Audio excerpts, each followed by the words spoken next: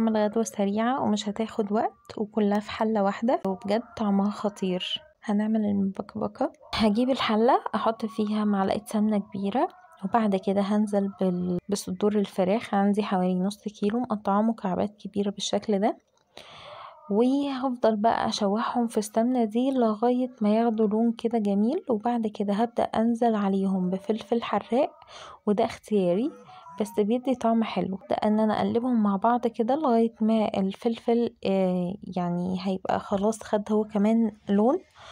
هروح مطلعه بقى مخرجة الفلفل ده ومنزلة البصل مع الفراخ، وهفضل اشوحهم مع بعض لغاية ما البصل يبدأ ان هو يدبل شوية كده، وهنزل عليه بفلفل احمر مجفف. هقلبهم كده مع بعض لغاية ما البصل يبقى دبل خالص كده. هنزل بقى بالتوابل بتاعتي، فلفل اسود وبابريكا وملح وكركم.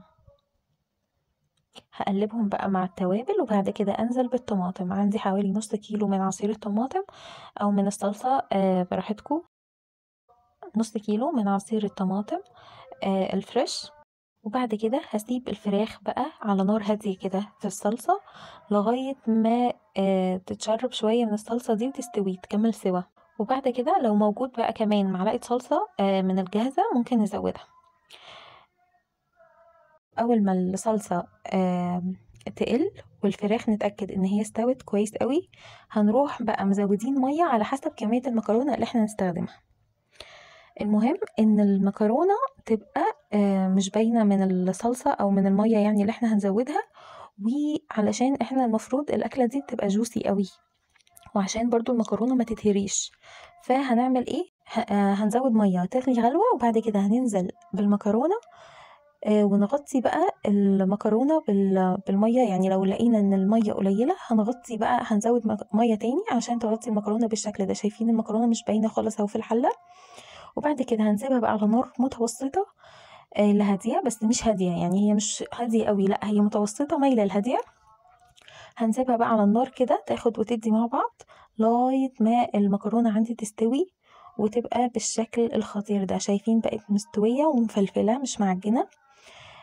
هزود بقى بقدونس وكزبرة، وهزود الفلفل الحراق اللي احنا كنا عاملينه وشوحناه في الاول ده، وهنسيبهم برضو شوية حوالي مثلا 10 دقايق على النار كمان. وبعد كده هنغرف الأكلة الخطيرة دي. شايفين هي على النار كده، شايفين شكلها خطير ازاي؟ شايفين المكرونة مش مهرية خالص، وكده تكون استوت معانا.